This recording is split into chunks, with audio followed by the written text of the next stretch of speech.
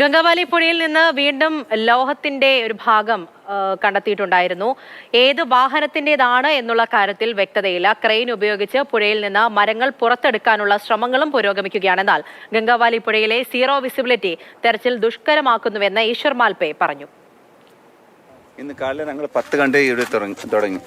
ഈ വെള്ളത്തിൽ തുടങ്ങുന്ന സമയത്ത് നമുക്കൊരു നിരാശയായി. എന്ന് പറഞ്ഞാൽ ഈ കീഴെ പോയിട്ട് നോക്കുന്ന സമയത്ത് ഒരുപാട് വിസിബിലിറ്റി ഇല്ല. വെള്ളമെല്ലാം റെഡ് ആയിട്ടുണ്ട്. സ്പീഡില്ല. അതിന് വെള്ളം കറണ്ടില്ല.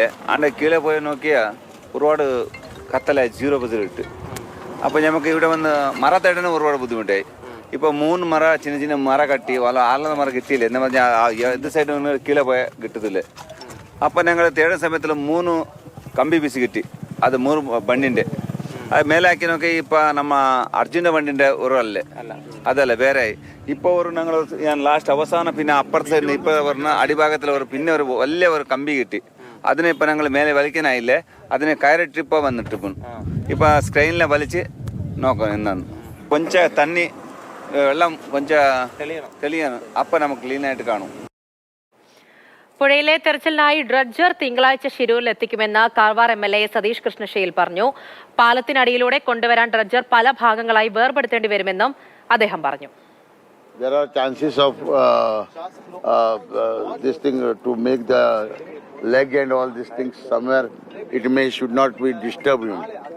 So for that reason we are trying to crane has been bought now. That crane is having 300-meter wire. We had a meeting of supply of this machinery which I was trying from Kerala. Now I got in Goa also, and that is a bigger, much higher than the power whatever in Goa. But we were thinking that spot is disturbing that particular under bridge when we were passing. But yesterday I spoke to them, and captain of ports also, we spoke to them, and we have told them to lay it on the machinery only.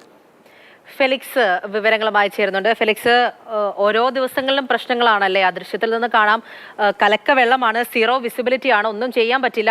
ലോഹഭാഗങ്ങളൊക്കെ കണ്ടെത്തിയിരുന്നു, പക്ഷേ മറ്റേതെങ്കിലും വാഹനത്തിന്റെ ആകാം. എങ്ങനെയാണ് ഇപ്പോൾ അവിടെ തിരച്ചിൽ പുരോഗമിക്കുന്നത്?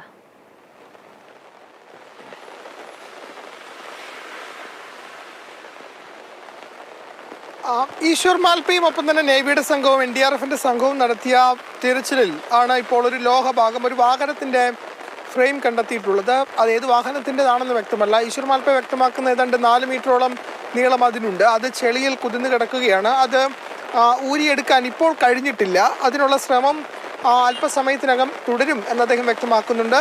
ഒപ്പം ഈ ഫ്രെയിം കിട്ടിയ സ്ഥലത്ത് ഒരു മഞ്ഞ നിറത്തിൽ അവിടെ ആ വെള്ളത്തിന് മുകളിൽ മാർക്ക് ചെയ്യുകയും ചെയ്തു. പക്ഷേ ഇത് ഏത് വാഹനത്തിൻ്റെതാണെന്ന് മനസ്സിലാക്കണമെങ്കിൽ ഇത് പുറത്തേക്ക് എത്തിക്കണം, ഈ ഫ്രെയിം, വാഹനത്തിൻ്റെ ഫ്രെയിം.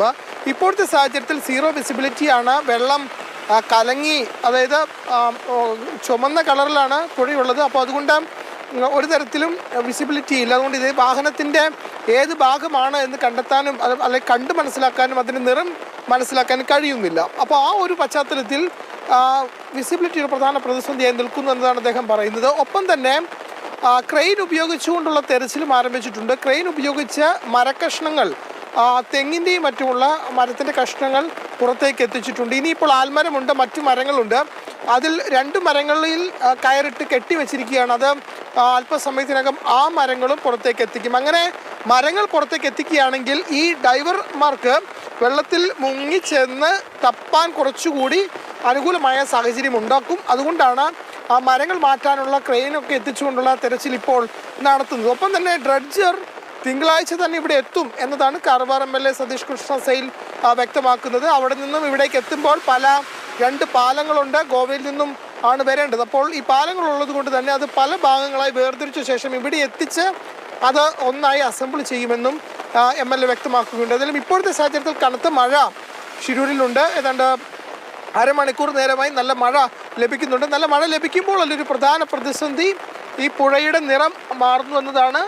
പുഴയുടെ നിറം ഏതാണ്ട് മഞ്ഞ നിറത്തിൽ അല്ലെങ്കിൽ ചെളിയുടെ നിറമായി ഈ പുഴയുടെ കളറ് മാറിയിട്ടുണ്ട്. അതാണ് പ്രധാനപ്പെട്ട ഒരു വെല്ലുവിളി. ഒരു വിസിബിലിറ്റി ഇല്ലാത്തൊരു സ്ഥിതിവിശേഷം ഉണ്ടാകുന്നു എന്നതാണ്. അതൊരു വെല്ലുവിളി തന്നെയാണ്. അതൊക്കെ മറികടന്നുകൊണ്ടാണ് നേവിയും മാൽപ്പയുടെ സംഘവും ഒപ്പം NDRFന്റെ സംഘവും ഇപ്പോൾ തെരച്ചിൽ നടത്തുന്നത്. ആ തെരച്ചിൽ ഇപ്പോഴും പുരോഗമിക്കുന്നു. ഇടയ്ക്ക് ഉച്ചഭക്ഷണത്തിനായി പിരിഞ്ഞെങ്കിലും പിന്നീട് വീണ്ടും മാൽപ്പയും സംഘവും ഇവിടെ എത്തിയപ്പോൾ തിരച്ചിൽ നടത്തുകയാണ്. പക്ഷേ ഇതായി ഇപ്പോൾ കിട്ടിയിരിക്കുന്നത് ഒരു വാഹനത്തിന്റെ ഫ്രെയിമാണ്. അത് ടാങ്കർ ലോറിയുടേതാണോ എന്ന കാര്യത്തിലും വ്യക്തമില്ല.